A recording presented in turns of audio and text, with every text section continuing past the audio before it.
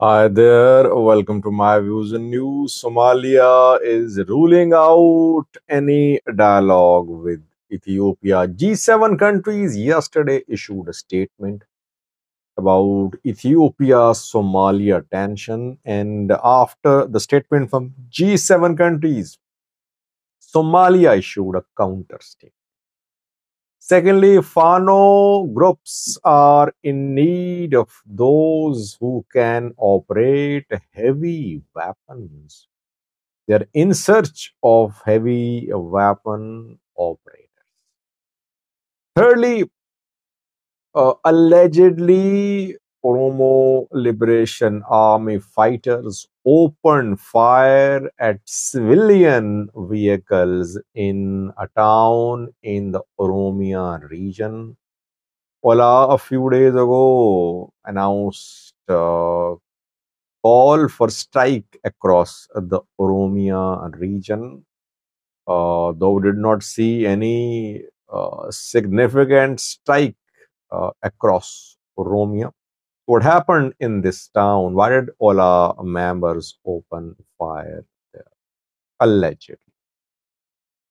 Firstly, viewers, the G7 countries issued a statement yesterday. Their foreign ministers met, and G7 is one of the most powerful blocs in the world. US, UK, Canada, Germany, France, Italy, and Japan are members of this G7 bloc. Very strong economic bloc. G7 countries spoke about the security situation in the Horn of Africa, in Ethiopia, and in the Horn of Africa between Ethiopia and Somalia. G7 countries and European Union, they issued this joint statement.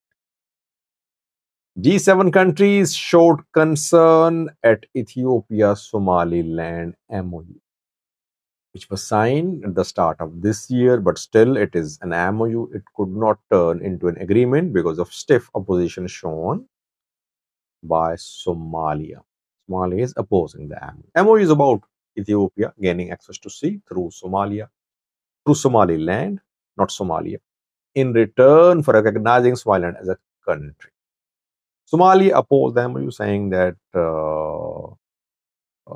Somaliland is part of Somalia and Ethiopia cannot sign any agreement with the Somaliland. It should sign agreements with Mogadishu.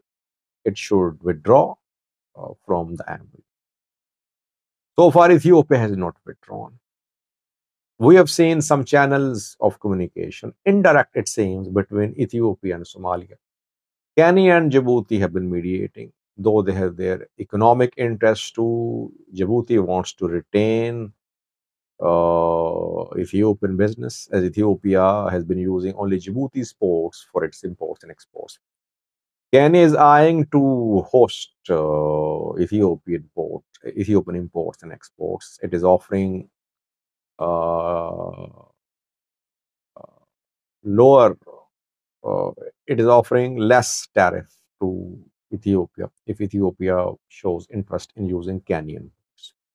Indirect talks held reportedly mediated by Kenya, Djibouti, but no progress could be made. G7 countries, when they issued a statement yesterday, they expressed their concern at the MOU. Secondly, they said the two sides, Ethiopia and Somalia, should keep channels of dialogue open. Means that they suggested that the two sides should talk. That is why Somalia responded. After the statement, Somalia's foreign ministry issued a statement ruling out dialogue with Ethiopia. Somalia reiterated its position that it won't talk to Ethiopia. Ethiopia will have to withdraw from the MOU first, only then talks can be had. By the way, if Ethiopia withdraws from the MOU, there is no need of talks. When what will be there to discuss after the withdrawal from MOU by Ethiopia? If talks can be held, talks can be held before the withdrawal. But Somalia is adamant that it won't talk to Ethiopia. Somalia says that Ethiopia violated Somalia's territorial integrity and sovereignty. That is why no talks. Why is that Somalia is not showing any flexibility? Because we're seeing that Puntland is trying to force ties with Ethiopia, though it has been on good term with Ethiopia for years. But recently we saw that some senior Puntland delegation visited Ethiopia. So Somaliland, Puntland, now two zones, one called itself a country, they want to form partnership with Ethiopia. Somalia concerned. Somalia, Puntland relations very tense these days. Puntland rejected constitutional amendments introduced by Hassan Sheikh government. So since Ethiopia seems to be forging ties with those elements which are anti-Mogadishu, that is why politically, that anti-Mogadishu politically, that is why Hassan Sheikh government is not showing any flexibility when it comes to talks with Ethiopia. Secondly, was Fano groups are in need of heavy weapons operators. They are in search of heavy weapons operators. Their accounts, their activists are publishing advertisements, you can say, for those who know how to handle heavy weapons and who want to be part of Fanos. Fano fighters obviously are not trained for fighting full scale wars, though they have ASF members too. But even ASF members are not fully trained when it comes to handling heavy weapons. We have only seen mortars and RPGs in the possession of Fano fighters. These are the weapons with the longest range which Fano fighters have, mortars and RPGs. Uh, they are in a position to capture some heavy weapons. And they say that in a recent operation, they captured some heavy weapons. Uh, they say near Gojo, but confirmation awaited. I think had they captured heavy weapons by now, they would have shared pictures, videos. We have not seen that. But they want to have now heavy weapons operators. They want to train their fighters. For training, obviously, they need heavy weapons. It means it seems that maybe they have acquired heavy weapons and they want to start trainings. Let's see.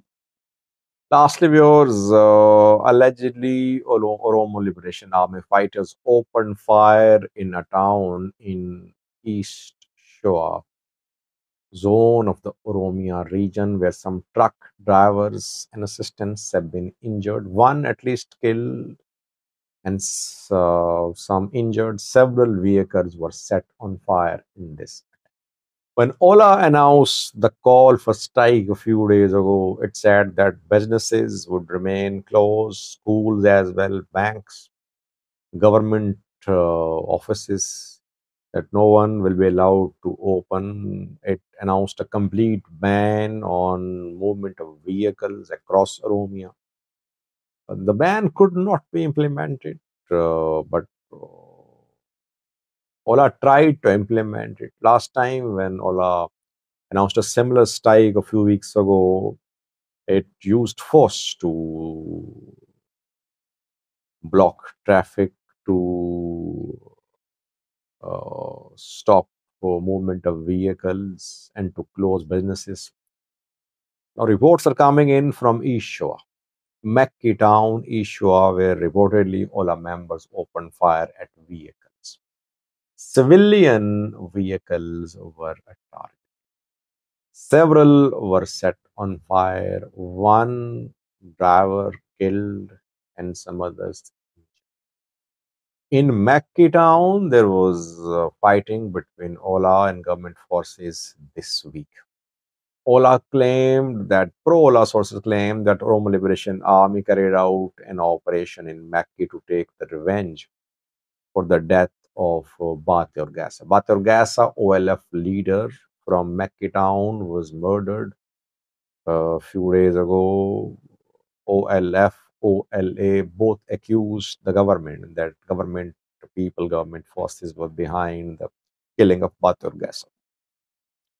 And after that, Ola called for a strike to protest against the death of Batir gas. Ola wanted to implement the strike, especially in Meki, because Meki is the hometown of Batir gas. That is why Ola carried out an attack there on military. We don't know what losses were suffered by military there. Ola claimed that it killed some government officials, security officials there who were involved in Batar Gasa's murder. And after that, this incident of firing on civilian vehicles, allegedly by Ola, to stop the movement of traffic in Meki town.